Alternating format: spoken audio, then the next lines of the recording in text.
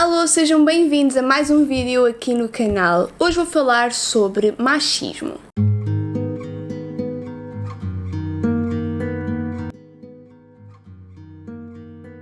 Eu há umas semanas atrás pedi no Instagram para que vocês partilhassem comigo histórias, frases, situações pelas quais tivessem passado, onde tivessem sentido o machismo na pele, e vocês inundaram-me de mensagens. Eu estava à espera de receber muita coisa, não estava à espera de receber tanta coisa.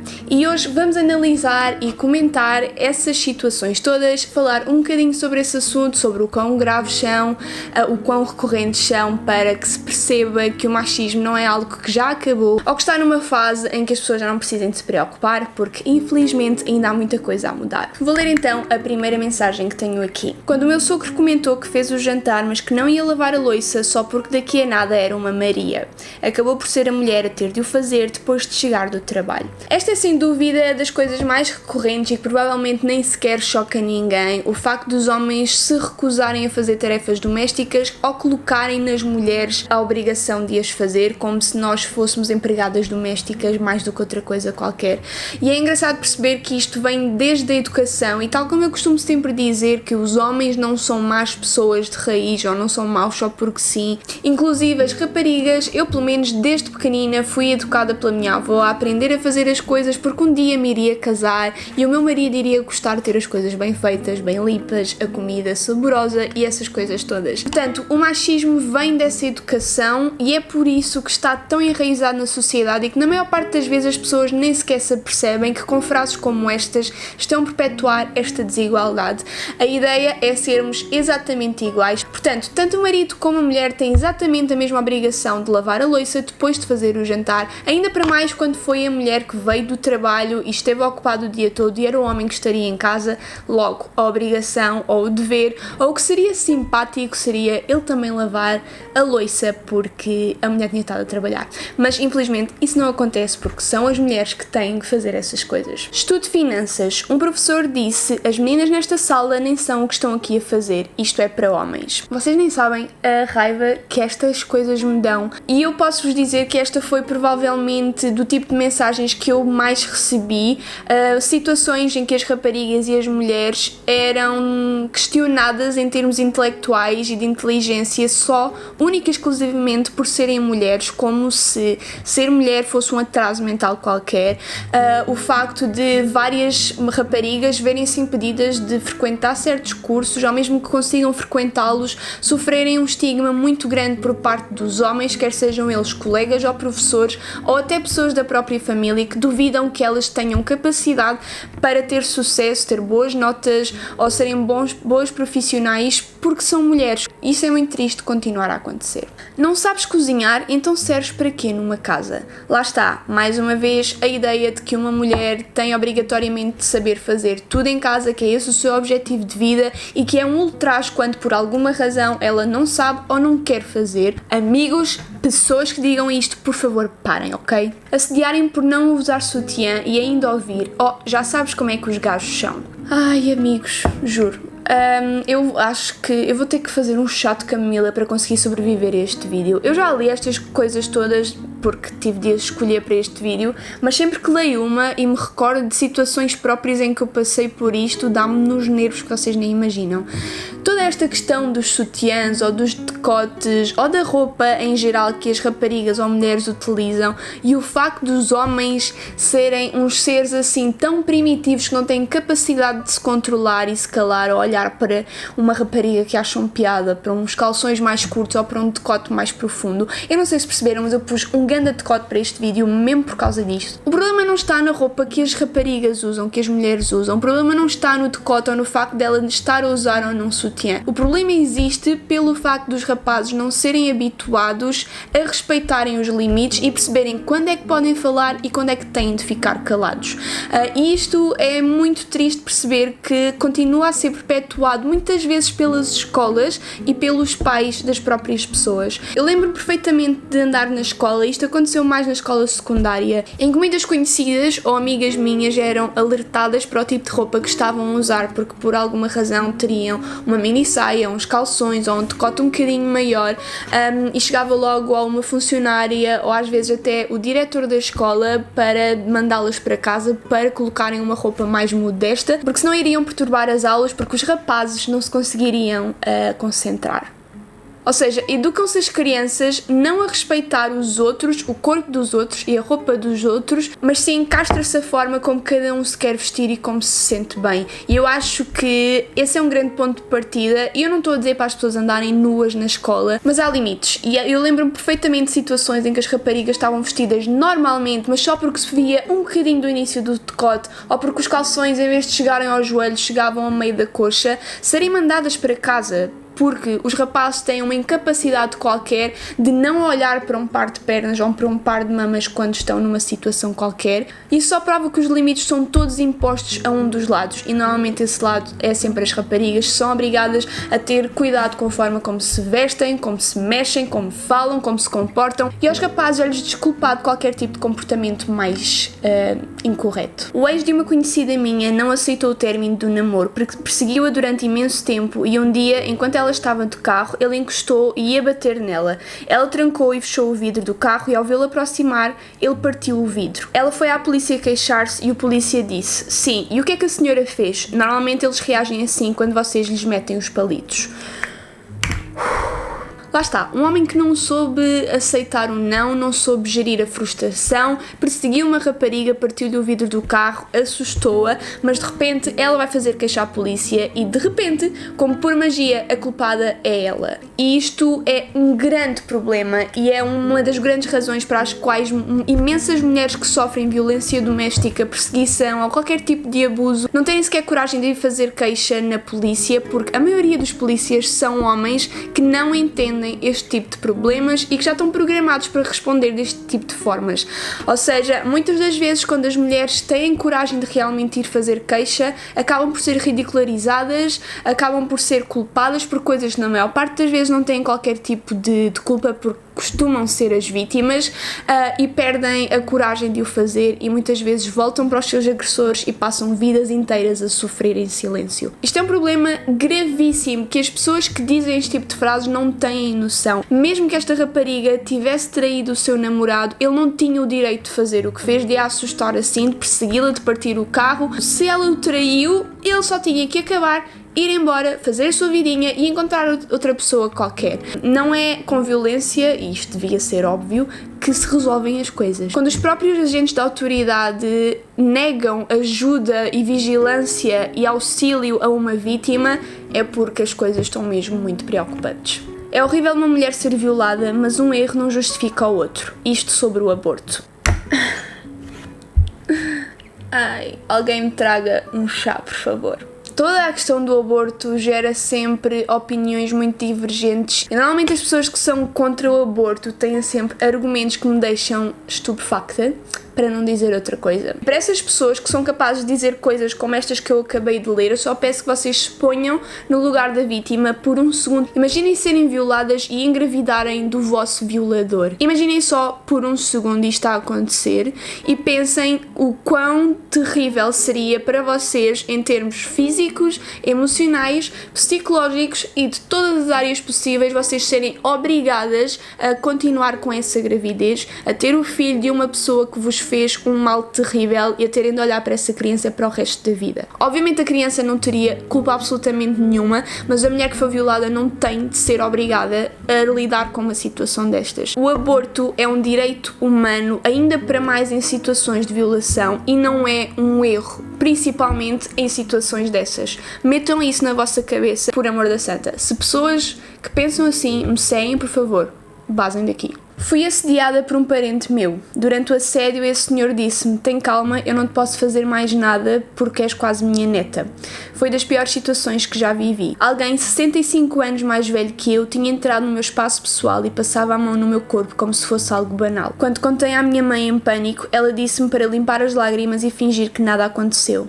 Nesse momento senti-me culpada, senti que tinha de esconder aquilo como se tivesse de ter vergonha. Infelizmente isto é algo que acontece imensas vezes, que é a vítima ou não ser acompanhada ou acabar por ter de omitir esse sofrimento, calar-se e muitas das vezes criar um sentimento de culpa, como se a culpa fosse dela, ou porque estava no sítio errado, à hora errada, ou porque estava vestida de certa e determinada maneira. A culpa nunca é da vítima. Pode estar uma rapariga completamente nua no meio da rua, à meia da noite, que isso não faz com que uma violação ou um assédio seja aceitável. E as pessoas têm que entender isso. Nunca ninguém está a pedi-las, a não ser que peça, a não ser que diga que sim, a não ser que haja consentimento. Isto é muito importante de entrar dentro da cabeça das pessoas de uma vez por todas. E para as mães, para os pais, irmãos, primos, amigos, de toda a gente que possa passar por este tipo de coisas, mesmo que não entendam, por não passarem por isso, ouçam e tentem se pôr no lugar das pessoas, porque há uma incompreensão tão grande na nossa sociedade, principalmente por parte dos homens, e eu já falei um bocadinho sobre isto num vídeo que vai aparecer aqui nos cards que eu gravei com o Ricardo, que a maior parte dos homens e dos rapazes acabam por desvalorizar um bocadinho as situações pelas quais nós passamos, as situações de assédio em que nos sentimos um pouco mais inseguras a andar na rua, porque eles pura e simplesmente nunca passaram por tal coisa, nunca tiveram que pensar 2 ou 3 vezes antes de vestir qualquer coisa, nunca tiveram de olhar para o relógio 1 ou 2 vezes antes de sair de casa para perceber se ainda era seguro andar na rua, então nem lhes passa pela cabeça que nós temos que estar constantemente preocupadas com esse tipo de coisas. Isso faz com que eles achem na maior parte das vezes que nós somos umas exageradas e que as coisas não são assim tão más. As coisas são assim tão más e muitas das vezes as pessoas acabam por ter que se calar para não serem atacadas ou ridicularizadas, e isso faz tudo menos bem, faz com que as pessoas se comecem a sentir inseguras, com que percam a autoestima, com que não queiram sair de casa, com que não confiem em pessoas, com que tenham relacionamentos problemáticos. Isto afeta tudo na vida de uma pessoa. Sou cirurgiã geral. Foi-me dito muitas vezes durante o meu internato que devia ir para pediatra. Aquela associação ridícula de que uma pessoa só por ser mulher tem uma lista limitada de profissões que pode exercer, normalmente tem sempre a ver com ou animais ou crianças, porque as mulheres são sempre seres muito maternais quando estamos no século XXI. Nem todas as mulheres querem ser mães, nem todas as mulheres querem ficar em casa. Muitas mulheres querem mandar em empresas, querem ser CEOs, querem ser cirurgiãs gerais em vez de serem pediatras, e está tudo ok com isso. Se uma pessoa estudar, se uma pessoa tiver boas notas, se uma pessoa for profissional e fizer bem o seu trabalho, do que é que interessa o órgão genital que ela tem no meio das pernas? Respondam. A sociedade não se importa que os homens sejam gordos, mas tu, como és uma mulher, tens de ter cuidado. Este também é um tema muito importante, toda a questão da pressão estética que existe para toda a gente no mundo. Obviamente existem padrões de beleza para ambos os sexos, mas é mais que óbvio que as mulheres sofrem muito mais pressão do que os homens.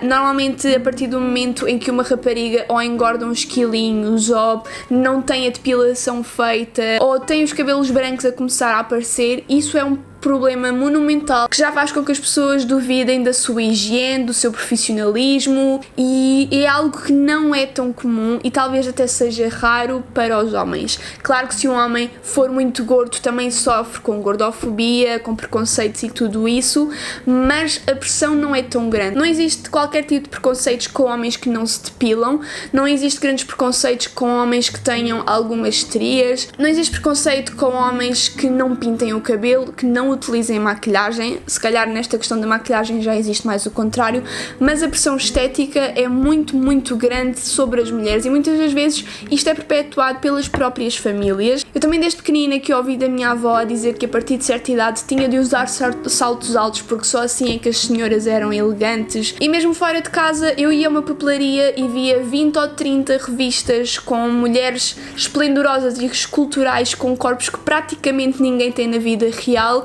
a dizerem-me que era aquilo que eu devia ser quando crescesse. E isso é muito problemático e felizmente é uma questão que cada vez tem sido mais falada nas redes sociais, a aceitação de todos os tipos de corpos, mas ainda está tudo muito longe de ser o ideal. Ainda existe um padrão de beleza muito vincado, que são mulheres altas, mulheres magras, mulheres de pele clara, sem qualquer tipo de pelo no corpo, com cabelos compridos, com um estilo feminino, quando há uma variedade de mulheres gigante no mundo inteiro, e é isso que faz da vida uma coisa bonita, a ver tanta gente diferente. És esquelética, não tens rabo para o teu namorado apalpar. Toda a questão e idealização de que as mulheres são qualquer tipo de prémio para que um homem ganhe a uma determinada altura da vida.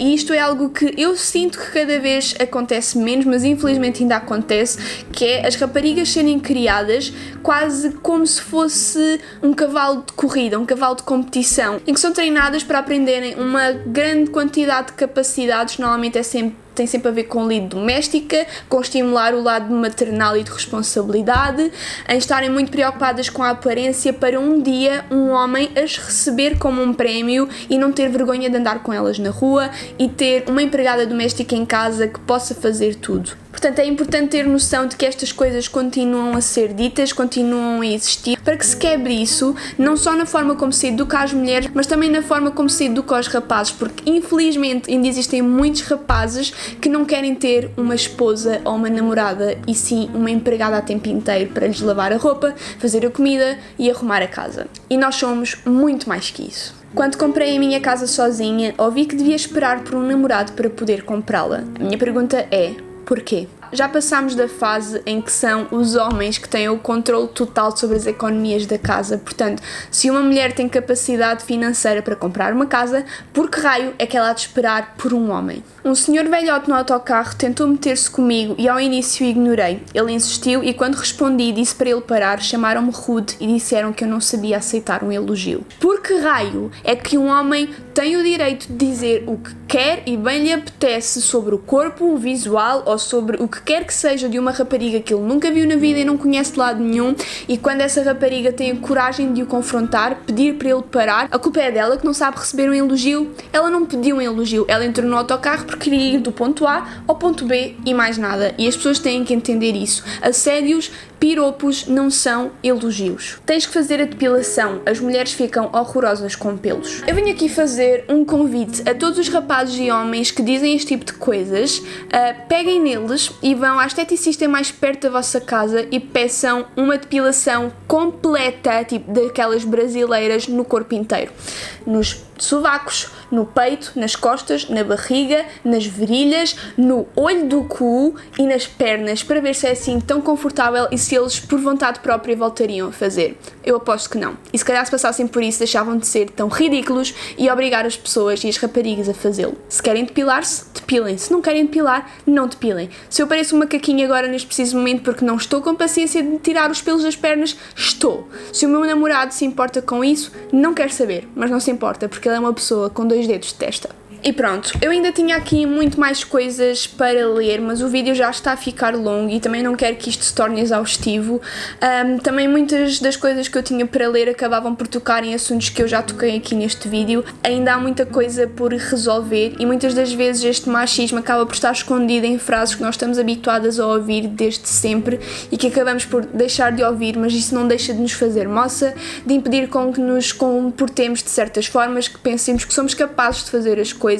É muito limitativo este tipo de pensamento e temos que educar as próximas gerações e tentar mudar alguma coisa nas gerações que já existem para que este problema se torne cada vez mais pequeno. Façam-no porque é importante, com os vossos irmãos também, com os vossos namorados sobretudo. Não deixem que nenhum namorado, que nenhum marido tenha controle sobre vocês, sobre o que vocês dizem, sobre a forma que vocês se sentam, sobre a forma que vocês falam, sobre o que vestem. Espero que este vídeo tenha ajudado de alguma forma, nem que seja que alguém mais distraído perceba que estas coisas têm um impacto real na vida das pessoas. Portanto, preciso de beber água para me acalmar e para me refrescar e espero que vocês tenham gostado. Vemo-nos para o próximo vídeo.